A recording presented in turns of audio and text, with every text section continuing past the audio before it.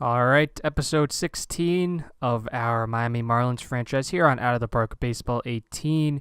It is Sunday, April 4th, 2021, so we have made it through the rest of the offseason and spring training.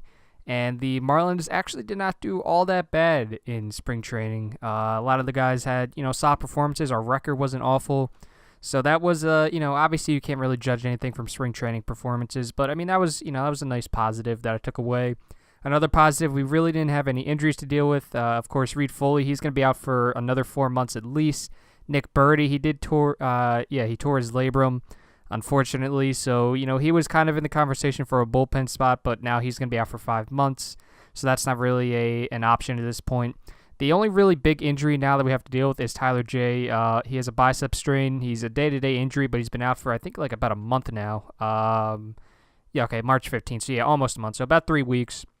So hopefully he can get back here soon because I would love to have him as a stopper in our bullpen. But as for right now, we just have 2 stoppers, and we called up Parker Bug from AAA to fill in while Jay is on the disabled list. And I imagine I'm going to send Jay on a rehab assignment when he gets back. So Bug will probably get some run here in the bullpen for, I guess, about a month or so. So we will have to see how he does. But in terms of the lineups, as I said in the last episode, it'll probably be Torreyes. I know one of you, I can't remember your name off the top of my head, but you actually gave me the correct pronunciation for Ronald's name, so thank you for that. So Torreyes will be leading off, followed by Soto, Despain, Tellez, Matthias, Ibanez, Marmolejos Diaz, and Vasquez in the 8th spot, rounding out the order. Now, I might experiment and maybe put Vasquez in the 9th spot at some points, but as of right now, this is what the lineup's going to be. In the pitching staff will be Shark, Jeff Samardzija, Burmer Biagalski, Cody Pote, Braxton Garrett, and Amani Abdul. This was the guy that was the Roll 5 pick from the Dodgers. So he is an extreme fly ball pitcher, so I'm going to have to really monitor that. But the ratings are definitely really intriguing for me. So I just want to take a shot on this guy and see if he can provide some value. And the bullpen, Stecken, Ryder, Floro, and Jay when he gets back. But for right now, Bug, Dirks, Minter, Maurer, and Hendricks. So taking a look at your preseason predictions, is that Pavin Smith? It is Pavin Smith. Wow, he turned out really well. So this is one of the guys that was mocked to the Phillies a lot. He was actually selected the pick before the Phillies went on the clock.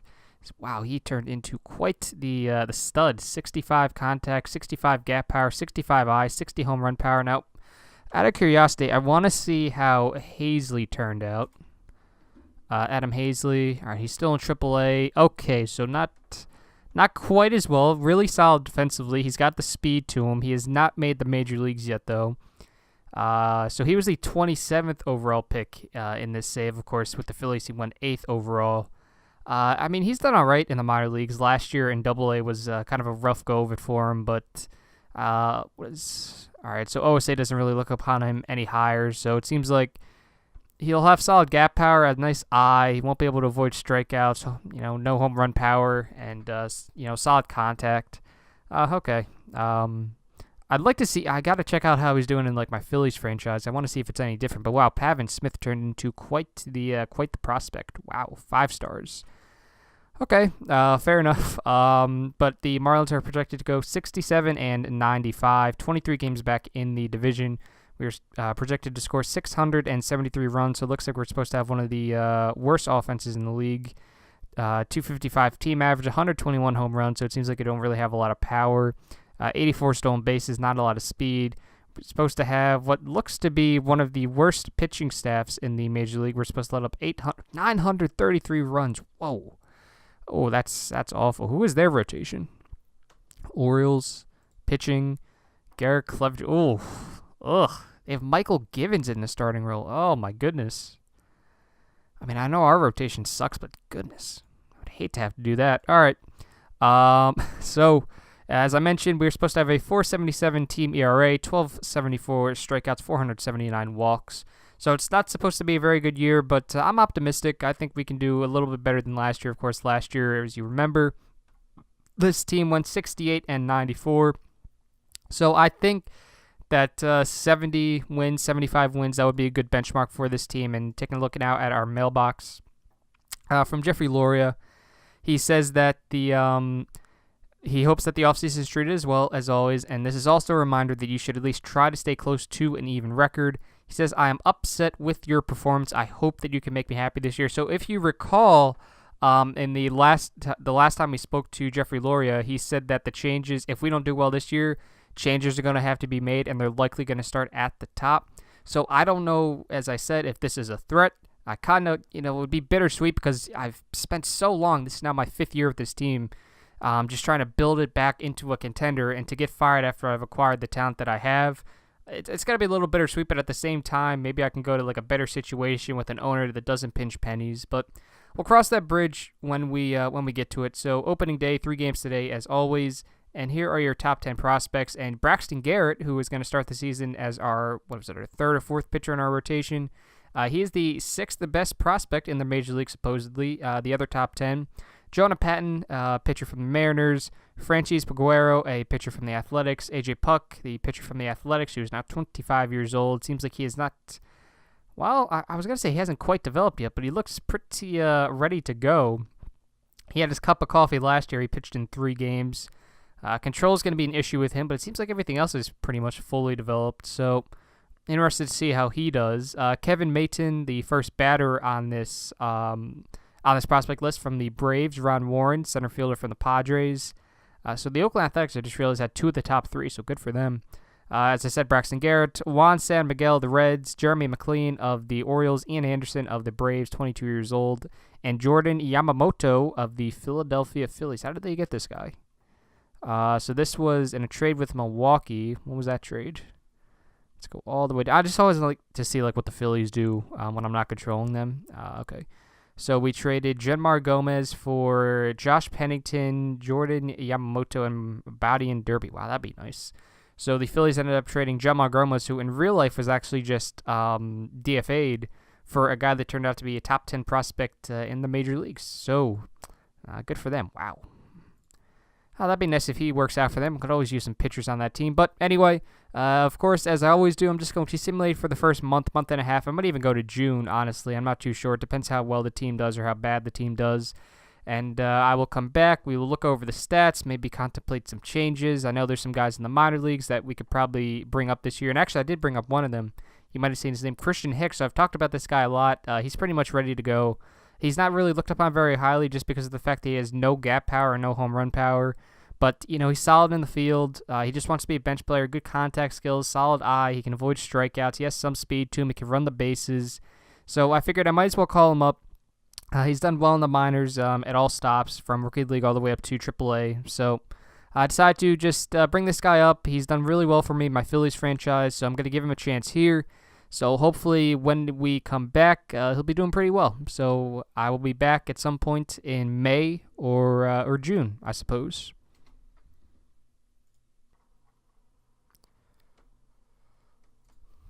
All right, it is Sunday, June 6th, 2021, and your Miami Marlins are having a heck of a season compared to how we've played the last 4 years, 29-26. We were in first place for a good portion of the month of May, but right now we're just half a game back of the New York Mets. So if you take a look at the schedule and how we did in May, we actually went on a 10-game winning streak, which started with the sweep of the Mets. Then we swept the Cardinals, we swept the Astros, then we took 2 or 3 from the Braves. But this nice little 3-week stretch here in the first 3 full weeks of May, it really helped us out. It propelled us to a solid record. We were playing roughly 500 ball in April, and then May, we really turned on the Jets. These past couple weeks have not been very good. You see, we loss, win, loss, win, loss, win, loss, loss, and then we finally picked up a W there against the Cincinnati Reds. So the past couple weeks have kind of brought us down a bit, but still we are playing the best baseball I think we have ever played here during our time. The offense is doing very well. We are 5th in runs scored in the National League, 2nd in batting average, 2nd in OBP, 12th in home runs, tied for 6th in stolen bases. The pitching staff has, it's been average to below average. We are 9th in runs against, 11th in starters ERA, 7th in bullpen ERA, and 8th in defensive efficiency. So taking a look here at the lineup starting by OPS, Rowdy Tellez has had a heck of a year so far. He has played in 55 games. He started all 55 of them. He's slashing 298, 382, 572 with an ISO of 274. He's OPSing at a 954 clip. He's been close to a 2-win player, 15 home runs, 51 RBIs. He has struck out 47 times, walked 29. When you take a look at Alfredo Despain, hitting over 300, OPSing over 900, 9 home runs, 35 RBIs. He's been close to a 2-win player as well. Ronald Torres was hitting over 400 until, I think as recently as mid-May. Now he's fallen off a bit, but still he's slashing 359, 430, 439. So not really any power coming from him. He only has 10 doubles on the year out of his 80 hits. But still, he's been one of our best hitters, if not our best hitter. Luis Soto, 303, 408, 422, and 830 OPS. He has 3 home runs, 22 RBIs. He's accounted for basically all of our team's stolen bases with 14, and he's only been caught once. An OPS plus of 121, one of the better marks on the team. I believe that's the 4th best on the team. Andy Ibanez, he had a slow start to the year, but I think he's finally put it all together. In 54 games, he's slashing 278, 360, 480, an OPS of 840. He's second on the team in home runs with 11, along with 36 RBIs and 4 stolen bases of his own, although he has been caught 4 times. Marmolejos Diaz is having a solid campaign as well. He's slashing 272, 344, 446 OPS and close to 800. And Mark Mathias hitting 295 with an OPS of 753. He himself, second on the team in stolen bases with 6. And then Christian Vasquez, I mainly have him on the team for his defensive prowess. I'm really not too concerned about how he's doing at the dish. And Christian Hicks, the guy I was so high on, now he's only had 26 plate appearances, but he is hitting close to 300. So that's it's pretty neat. Hopefully he gets some more run there. I know I can if I just said every 5th game or whatever, but I'm fine with it right now. I don't want to mess anything up. And in terms of the pitching staff, Jeff Samardzija doing about what I expected, an ERA of 4.34. Let's just take a look here and see. So he has 2-6, but wins and losses don't really mean anything. So he started 11 games, 58 innings. He's allowed 7 home runs, struck out just 32, which is a little concerning. He's walked 15, a whip of 1.40. Yeah, he's only striking out 5 guys per 9 innings. That is by far the lowest mark of his career in quite some time. So hopefully he can, bring it back around. But still, that's about what I expected. Hopefully he can just, be a solid presence in the rotation for the rest of the year, and that would be great. Boomer Biagalski has done just about as well as he did last year. He's pitching to a 4.02 ERA, 11 games started, 62.2 innings pitched. He has struck out 60, walked 20. His whip is 1.15. He is striking out close to 9 batters per 9 innings, which is pretty solid. I would love it to be a little higher, but right now I'm fine with it. Amani Abdullah, this guy was on the disabled list for most of the first couple months of the season, and then I just had him go on a rehab assignment. So you see he only got in 2 starts before he had to go on the disabled list. He went 8.1 innings, or 8 1/3 innings, I should say. He let up 1 home run, 2 earned runs in those starts. So hopefully he can last a little longer than, it seems like those starts he only went about 4 innings. So hopefully he can go a little longer than that. That's what I'm counting on. I did have to call up Nick Pivetta when Abdullah went down. And he started off a little rough, but that ERA is a little inflated just because of how rough his season started off. But he's actually done pretty well over the past several weeks. So hopefully he can keep it up. I mean, he's got the ratings to back him up. He can be a solid 4 or 5 in our rotation, hopefully. That's why I traded for him. So hopefully he can do just that. Braxton Garrett has had a rough go of it, a 5.15 ERA, 1.58 whip. He's not allowing home runs, but he's walking 4 batters per 9 innings. He needs to get that mark down if he's going to become a solid pitcher in the major leagues. In OSA, they're still really high on him, so I'm really hoping he can turn it around, because I would love to have this guy just be an anchor in our rotation for years to come. As you can see, he's 23 years old. This is his first full year in the major leagues, so I'm really hoping he could turn it around. 27 walks to 47 strikeouts, that ratio needs to be a lot better, and a whip of 1.58. He's just allowing way too many base runners at this point, so hopefully he can turn it around. As I've said, an ERA plus of 87. That's a little ugly, but who have I not talked about here? I talked about Garrett, Pivetta, Abdullah. Yeah, okay, I talked about all them. Our stoppers are having solid seasons. Dirk Steckerado of Florida doing exactly what we're expecting of him. I did send down AJ Minter. He had an ERA over 7, and he just wasn't pitching very well. He was in a rough stretch. So I sent him down to New Orleans to just clear his head a little bit, and I called up Tyler J. And albeit he's only pitched in 9 games, but he hasn't done all that bad. Parker Buxton very well. You remember we had to call him up because Jay was injured. And Buxton actually really well, which is nice. Brandon Morrow, he has since rebounded. He had an ERA close to 9 at one point, but now he is rebounded, and he is doing pretty well right now. And Liam Hendricks, solid season. Not, it's not spectacular, but I'll take it. So, as I said, your Marlins are 29 and 26 in the NL East, just a half a game back of the New York Mets. We're a half a game back in the wild card race. Those two teams right now, Pittsburgh and Arizona. So hopefully we can keep it up. I imagine it's a lot more entertaining to follow a good team in out of the park baseball than just follow a team that struggles to win, 60 to 70 games a year. So it is the first-year player draft. I believe we have the 5th pick, if I'm not mistaken, the 6th pick. Okay, so the White Sox somehow have the 1st pick and the 3rd pick. I don't know how that happened. I guess they lost maybe I don't know. I don't know how that happened, but we have the 6th pick. So let's actually, before I go anywhere, nope, that's not what I want. I want the default. Now I want to sort by all players and actually want to see the message that you get before the draft. So where is it? There it is. So here are your top 10 prospects coming out of college. Excuse me. So Kevin Rivera, 20-year-old center fielder out of college. So how many high schoolers are in this? 1, 2, 3, 4. Okay, so half of them are high schoolers, half of them are college guys. Maynard Passion, a 17-year-old pitcher out of high school. Alan Havens, a 20-year-old out of college. Jody Dempsey, a 21-year-old out of college. Steve Kleinman, an 18-year-old out of high school. Mike Tolbert, an 18-year-old out of high school. Danny Bowers, a 19-year-old. Jeremy Retzer, an 18-year-old. So a lot of pitchers here, I just noticed, especially the bottom 5 here in the top 10.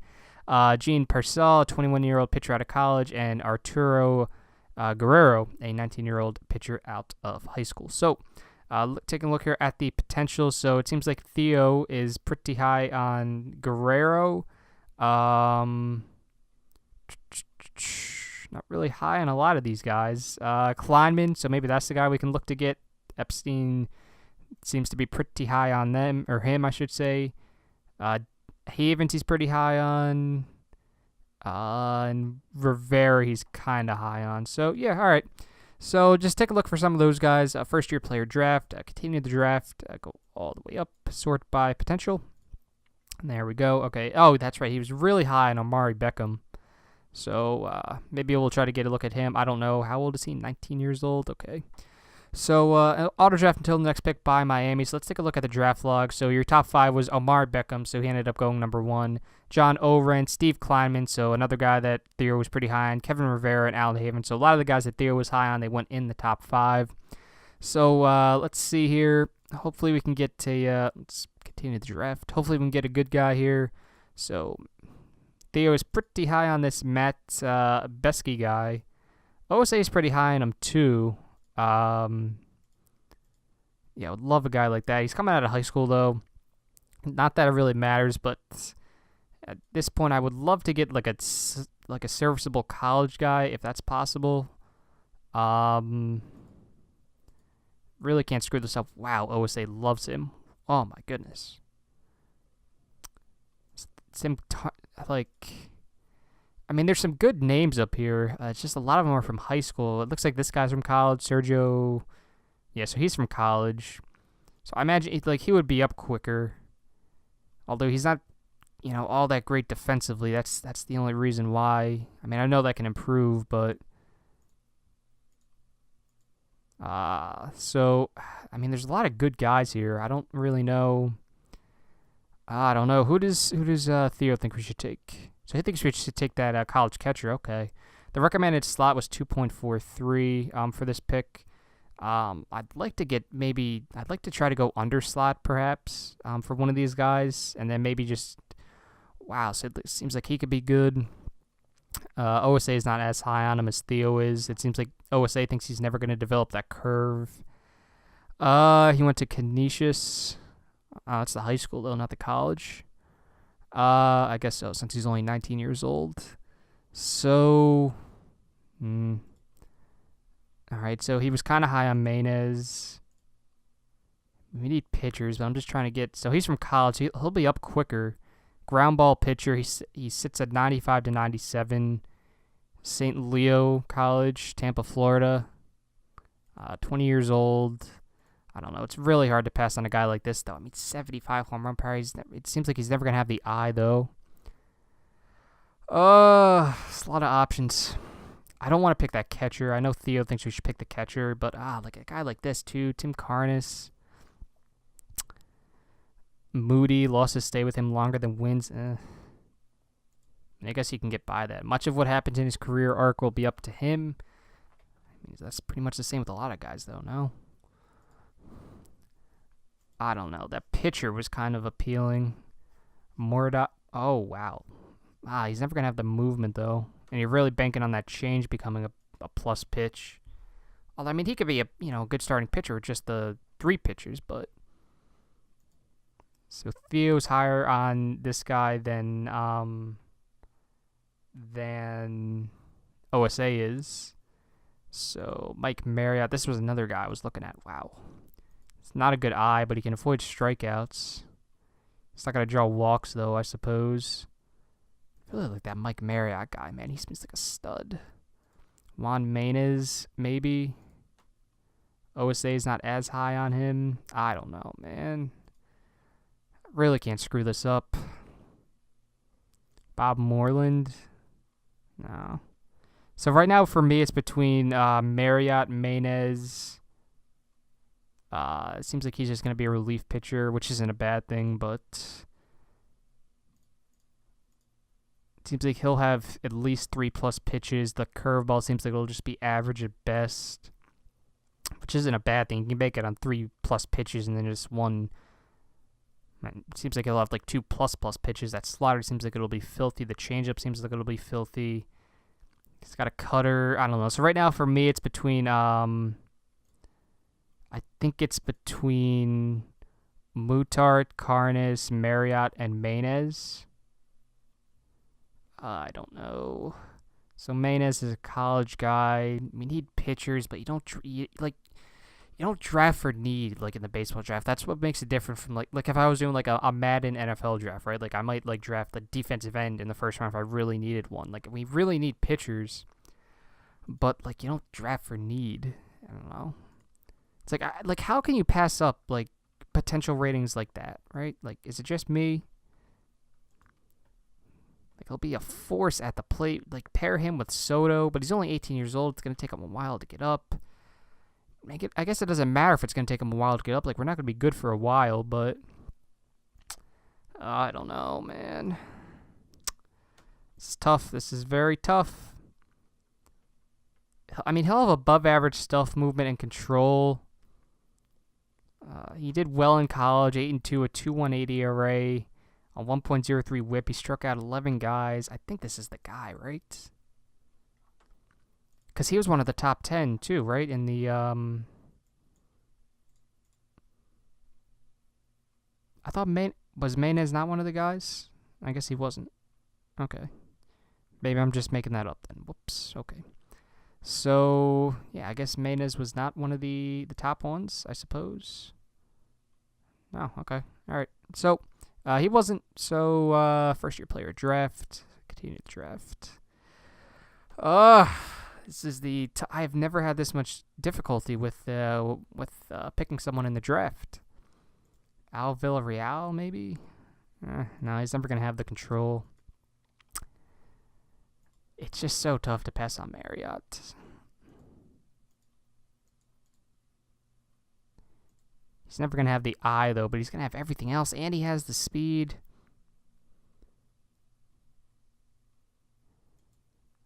It's just like... I gotta go with Marriott. I can't pass that up. Yeah. I could not pass that up. I just could not do it. Hopefully that doesn't come back to bite me in the ass. I really hope it doesn't. But I guess we'll find out, right? I mean, we might not even be here to see if it bites us in the ass. That might be a problem for the next GM.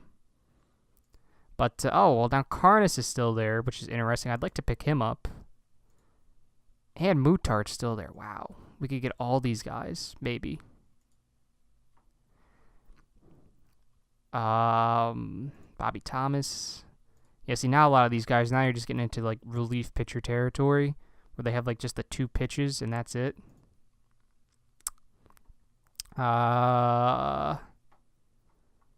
Yeah, I can't pass up on a guy like Boutart, so I'm going to draft him. I'm kind of hoping Karnas is still there. He is. All right, so I'm going to pick Carnage. So I think that was a really solid top 3 picks for us. I'm really happy with how that turned out. And now Villarreal is still there. I think I'd be stupid to pass on him at this point. So he's coming out of high school, a 1.10 ERA at Evergreen Valley. That's in San Jose. He struck out close to 14 batters per 9 innings. Was an 8-win player. Of course, when you're coming out of high school, those stats aren't really that, you can't really put too much stock into that. But I think we're going to go with Al Villarreal. That's such Al Villarreal. That's perfect. All right, so we're going to draft him. And then next pick. All right, so, and the bonus demands of our drafted players are 2. Wow, that's perfect. Wow, we are going wind or slot too. That's incredible. So, let's see. What was Bobby Thomas? Oh, that's right. He's never going to develop. Right. Extreme ground ball pitcher, though. I mean, I wouldn't be against it. He's an impossible sign, though. Okay. All right, fair enough. Mike Mount, maybe. Another guy that seems like he's always going to be a bullpen guy. Like, I'm not against it, but I just wish I could find, like, a start. Like, a guy like this, maybe. Like, control is going to be an issue for him. Impossible sign, though. Okay, well. I mean, I know that's why we go under slots, so you can maybe give money to a guy like that, but still, I mean, we don't have that much money to be thrown around. Like a Joe Campbell, maybe. He's never going to be a starter, but I think we're going to go with a Joe Campbell, actually. Yeah. Wait, did he say it was fragile? No, that's the other guy. Who's this guy? Oh, okay. All right, yeah, so we're going to go with Joe Campbell. And the next pick. Now we are in the 6th round. So Jimmy Foreman's still here. I think it's kind of hard. So Theo likes him a heck of a lot more than OSA does. No, he's an impossible sign. Okay. Mike Mount, Eric Belobi, Joe Corn. Now, see, this is a guy that seems like he could he's an impossible sign. Okay. Damn it. Like, I don't have the money to be just thrown around at these guys that are impossible signs. Kevin Douglas, maybe. Yeah, he's got the power in the eye. That's intriguing. Jared Kirchner. Ooh, and let me guess. Oh, no, he's only a hard sign. He's got a college from Hawaii. He's not going to have movement. The control is going to be iffy, but he's got the stamina. He can hold runners. Good defensively. All right, I'm going to take a chance on that guy. Jared Kirchner in the 6th round. Next pick. All right, now I'm gonna start getting into the point where I just start looking for just attributes that I like instead of just looking for potential. It seems like we're about at that point anyway.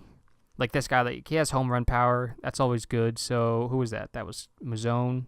So we'll take a chance on him just because he has the home run power. Next pick, yeah. So now we're at the point where I'm just going to, I mean, I think I can't pass up on Mountain at this point, I don't think. I mean, yeah, so we're going to take a chance on Mount, draft player. Okay. And then Willoughby's still there, so I think we should probably just take a chance on him just to try to acquire as much talent as we possibly can. Wow, he's from Winmore. Okay. Yeah, so we're going to take a chance on Willoughby.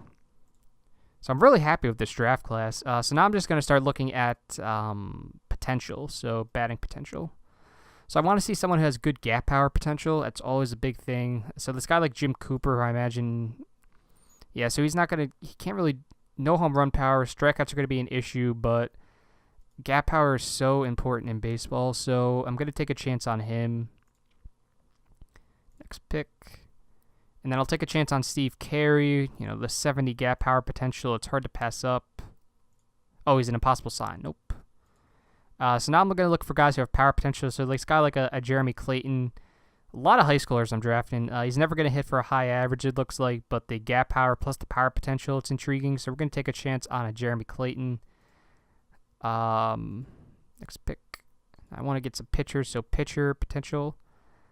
Someone with good stuff. That's always a good thing. So a guy like a Jorge Ortega for sure. Control, that's going to be awful. So we got the center fielder here, Ben Bratz, pitching. No, I want profile ratings. So yeah, control's going to be an issue with him. He has really 2 solid pitches, but that's it. Like pitchers with 2 pitches, like that's always a risk. So I think I'm going to pass on him. maybe I guess at this point in the draft, it doesn't really matter. He's from Georgetown. He didn't do great there, though. Fly ball pitcher. Jorge Ortega. Whip Balcombe. All these guys have awful control. I think I'm going to go with... This guy's not going to have any movement, but... I'll take a chance on this guy. Why not? Luis Godoy. There we go. Auto draft. Now let's get some guys that can actually, not walk a ton of guys. Luis Oliveira. Sure, we'll take a chance on this guy. Why not? And I think that's probably going to be my last pick that I make. Where did he go? Just lost him. There he is. Okay. That's the last pick that I'm going to make. So now we're just going to actually switch this before we do anything to default. Potential. And J.J. Borden. Sure, why not? Just get the rest of these oh, it's not my turn. Okay, well. Just get the rest of these guys here. So draft. He's out of college, auto draft. And get this final... Yeah, okay, we'll get this final 1.5-star guy. And draft. Okay, so now we're just going to auto draft until the rest of the draft. So I was pretty happy with the 15 guys that we got there. I think that's hopefully it'll be a pretty solid draft class when we look back on it. Now, I will say I'm going to be very upset if I get fired and these guys end up doing well. I'm going to be pissed. But as I said earlier, we're going to cross that bridge when we get to it. So he only wants 350, which is perfect. So we'll just meet his demand. He only wants 250, so we'll meet his demand. He only wants 220, so we'll meet his demand. Now, see, that's a good thing. We went under slot with our first 3 draft picks. Now we can afford to go over slot with Villarreal, so do that. And then Campbell wanted under slot value too, which is perfect. And Bobby Bird, we're not even going to worry about. So I know the stigma surrounding high school guys, especially high school pitchers, but yeah, I mean, in hindsight, maybe don't use your first 5 picks all on high schoolers, but oh well. I'm also the mindset too, where maybe you try to take college guys as opposed to just high schoolers. You always try to look for maybe a good college guy. Although it really depends on where you are. Like the Phillies, for example, they want some guys that can fast track through the system, which is why they took a guy like Hazley as opposed to a high school bat or a high school arm. That's going to take a little longer to develop. So I don't know. I'm pretty happy with who we got. So having said that, I'm going to simulate up ahead until probably the All-Star break. We can see who made the All-Star team. And then I don't know if I'm going to stop the episode there, but yeah, we will just go to the All-Star break and then take it from there.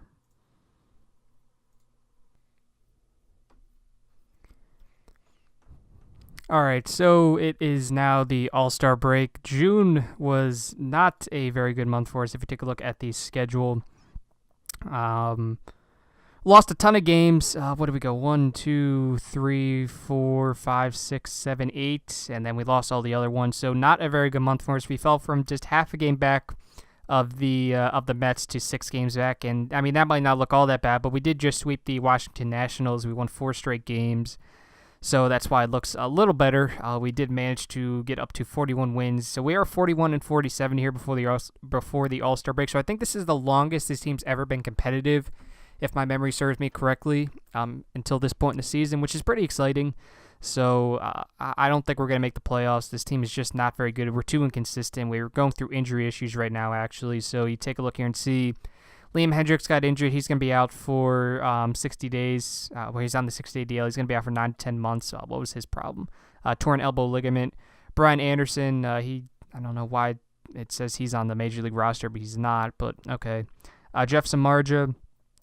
So he had bone chips in his elbow. So naturally, right, this guy pitches at least 200 innings a year for the last 5 years. He pitches at least 32 games each of the last 5 years. And then, of course, when he gets to us, he can't stay healthy, right? That's always how it goes, right? So, unfortunately, he's going to be out for the rest of the year and most of the next, well, not most of next year, but some of next year, most likely. Of course, there was Nick Birdie. Sean Reed-Foley's actually making progress in his recovery, so I'm sure he'll be back before the end of the season. Brandon Marr, he has just a nagging day-to-day injury. So, taking a look here just at your base statistics, we are 7th in runs scored, 5th in batting average, 3rd in OBP, 11th in home runs, tied for 6th in stolen bases, 11th in runs against, 12th in starters ERA, 8th in bullpen ERA, and 11th in defensive efficiency. Torreyes is leading the team. He's hitting 341 with 26 RBIs. And let me just go here. It's going to be a lot easier. So where's Torreyes? He has an 836 OPS. He's not really hitting any doubles. He only has 18 doubles, 121 hits. But, he's still one of our best hitters. 341, 408, 428 slash. Rowdy Tellez is leading the way. 282, 372, 583, and 954 OPS. His ISO is continuing to rise. An OPS plus of 146. And a BABIP of 283. He has 28 home runs, by far the leader on this team. Alfredo Despain, 16 home runs of his own. He's hitting close to 300, OPSing at 884. Luis Soto, he's hitting over 300 and 861 OPS. He's stolen 25 bases, so it's probably going to end up close to 40 here before the season ends. He has 6 home runs of his own, 6 triples, 18 doubles, so he's really doing it all for us. Talked about Torreyes. Christian Hicks is still doing well in a limited role.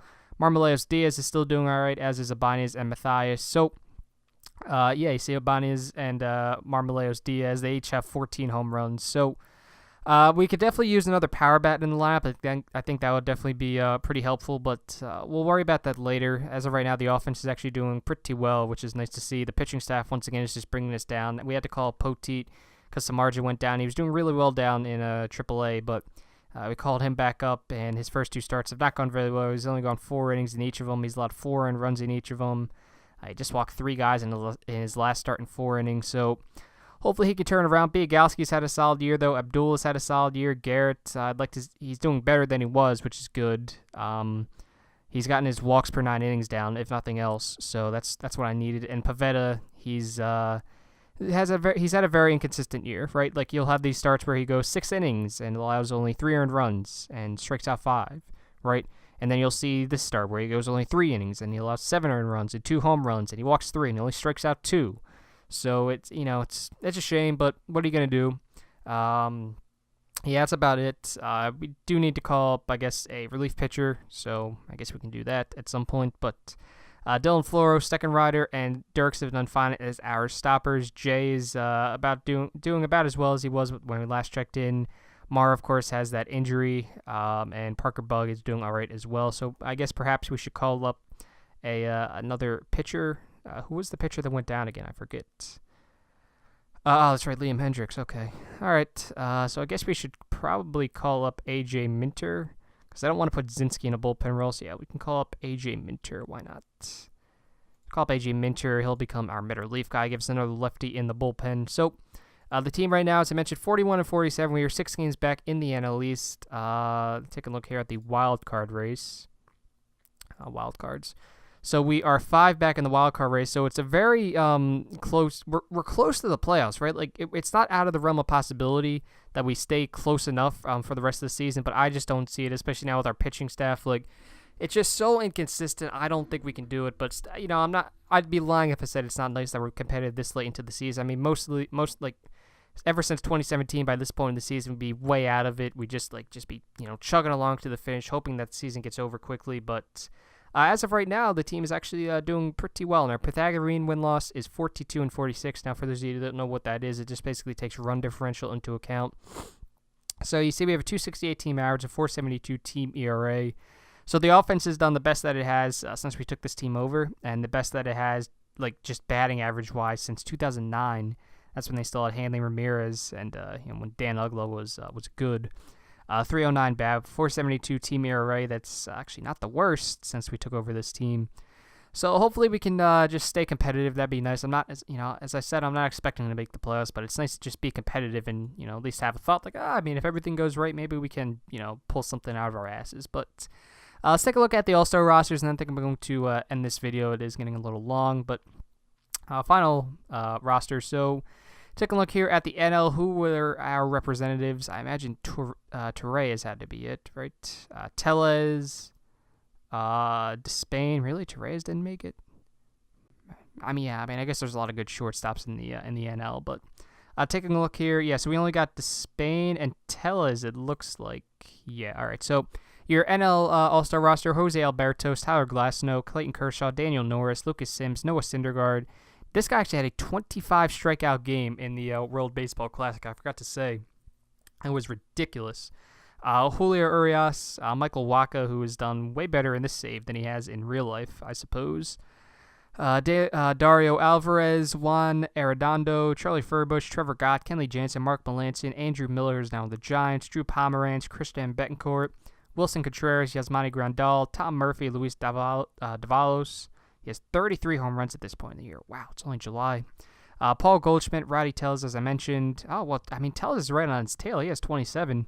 Willie Calhoun, Ryan McMahon, Joe Rizzo, Corey Seager, Edmundo Sosa, Dansby Swanson, Despain, David Dahl, Ian Happ, Jaron Kendall, Brett Phillips, Ron Warren, Dylan Cousins, and Bryce Harper. And now looking just at the American League, you have Danny Duffy, Brent Honeywell, Dallas Keuchel, Michael Lorenzen, Sean Manaea, Lance McCullers Jr., Chris Sale, Drew Smiley, Dylan Betances, Mauricio Cabrera, Alex Claudio, Ken Giles, Jonathan Holder, Yuki Matsui, Mike Morin, Juan Trujillo, Francisco Mejia, JT Realmuto, Gary Sanchez, Casey Gillespie, Pavin Smith having a very solid year. So, wow, look at that. 308, 417, 40, 313 home runs, 139 WRC plus. Good for him. Yoan Moncada, Fernando Perez, Josh Donaldson, Connor Godert, Zue Lin, Francisco Lindor, Trevor Story, Daz Cameron, Anthony Santander, Andrew Benintendi, Dalton Pompey, Blake Rutherford, Mike Trout, and Max Kepler. So, let's just simulate ahead here, see who wins the All-Star game. Not that it matters much, but just to see who does and see how our guys did.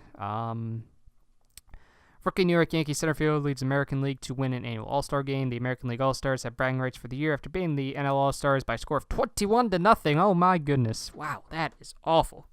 American League star Blake Rutherford played a key role, going 3 for 3 to lead his team on lifetime. So box score. What the heck happened? Wow.